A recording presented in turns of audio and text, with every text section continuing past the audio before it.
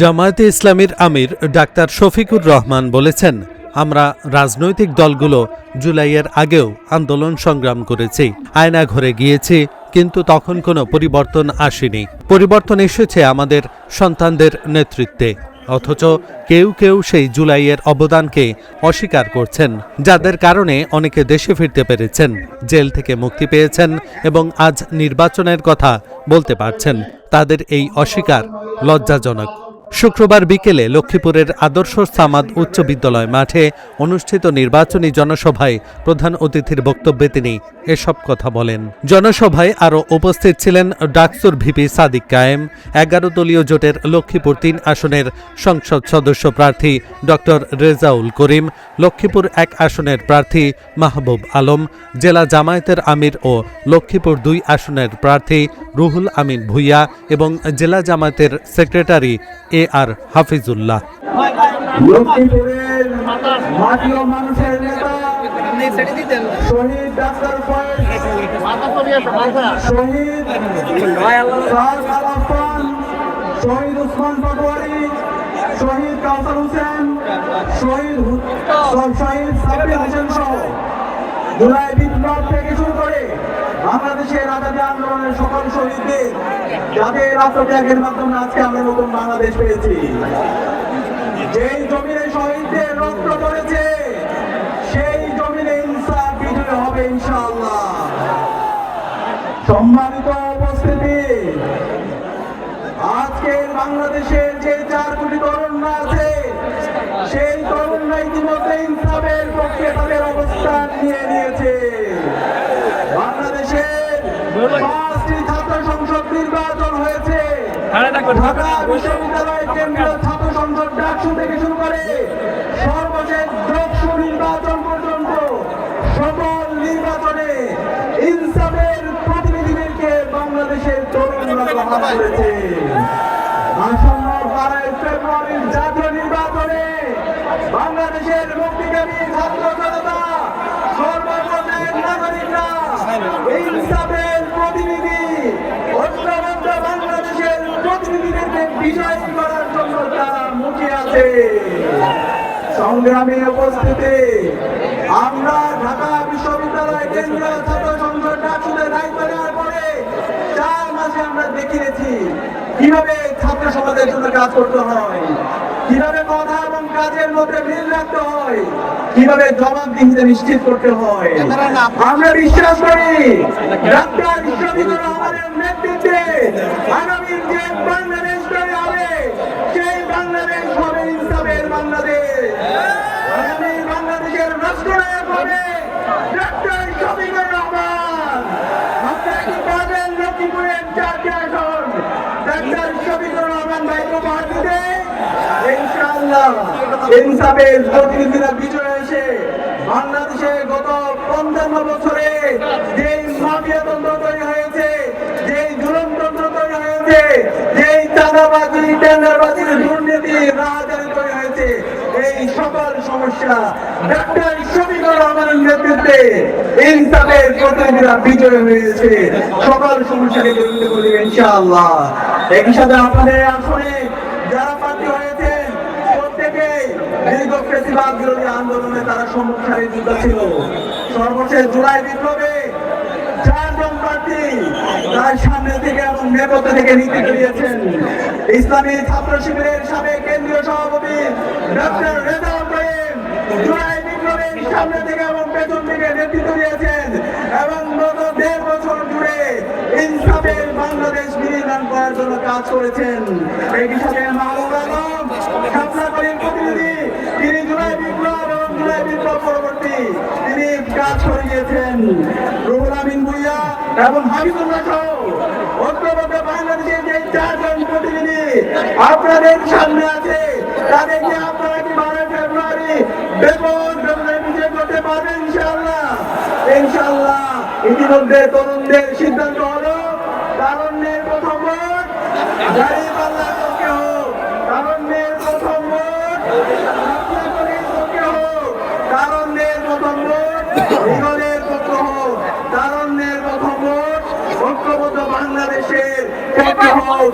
ইনকিলাব জিন্দাবাদ। জুলাইয়ের আগে আমরা রাজনৈতিক দলগুলো বহু চেষ্টা করেছি, জীবন দিয়েছি, আয়না করার সঙ্গী হয়েছি, জেলে গিয়েছি, পঙ্গু হয়েছি, গণতন্ত্র ছাড়া হয়েছে, কিন্তু আমাদের নেতৃত্বে পরিবর্তন আসে না। পরিবর্তন এসেছে আমাদের সন্তান সন্ততিদের নেতৃত্বে। কেউ কেউ আছে এদেরকে স্বীকার করতে চায় না। তাদেরকে সবল বলে।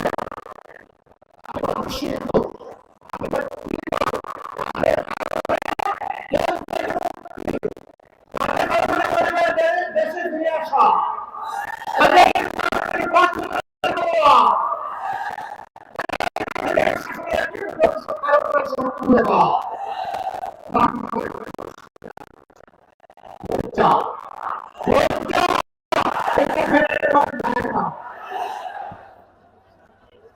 কেউ উপকারের উপকার স্বীকার করে না, যে কৃতজ্ঞতা প্রকাশ করে না, সে ভালো মানুষ নয়।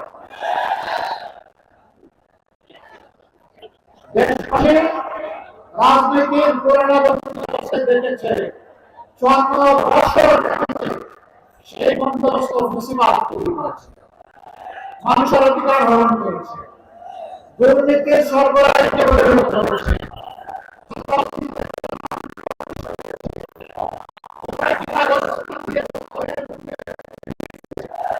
সেই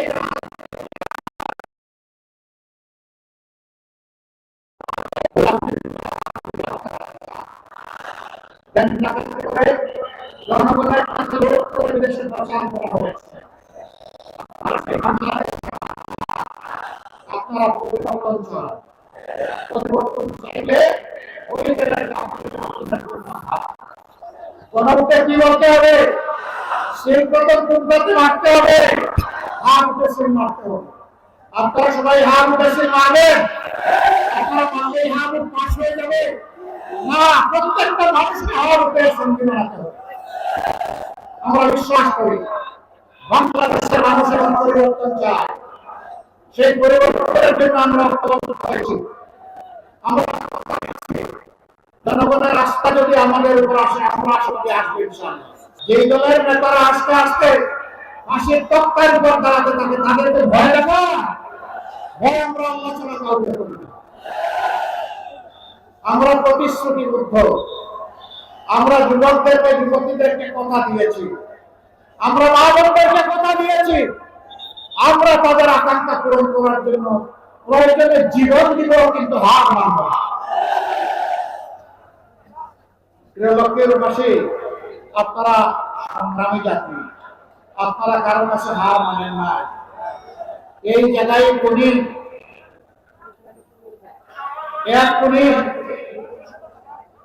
আমার লজ্জাও তার কথা বলতে, জেলে তার সাথে আমার একবার দেখা হয়েছিল, এরপরে আর আমি দেখা করতে চাইনি।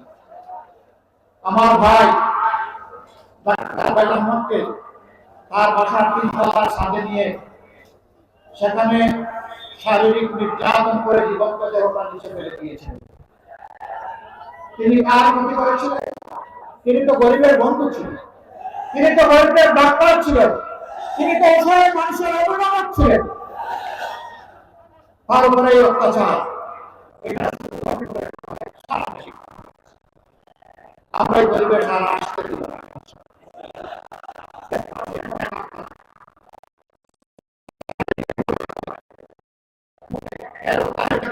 বাংলাদেশ দেখার পক্ষে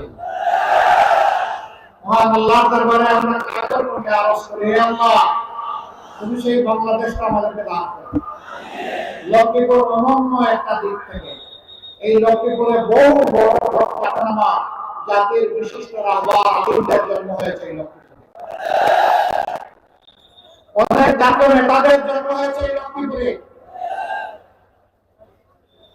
আমরা ইসলামের জন্য কথা বলি,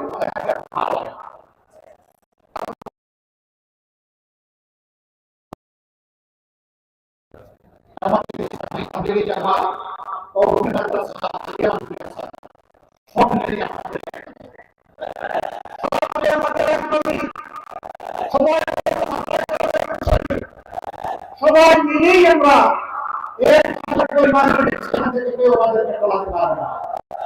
আমাদের দাওয়াত স্পষ্ট, আমরা আল্লাহ ছাড়া আর কাউকে আমি মানি না, মানবো না, ও আধিপত্য মানবো না, আরেক চেয়ে মানবো না, কত থাকবে কিন্তু প্রভু মেনে নেবে।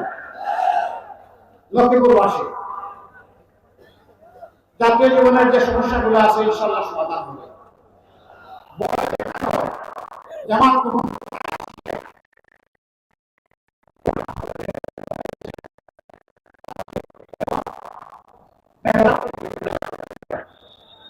এরা মিথ্যাবাদী, এরা মিথ্যাবাদী বলার কোনো সম্বন্ধ করে দেওয়া হবে।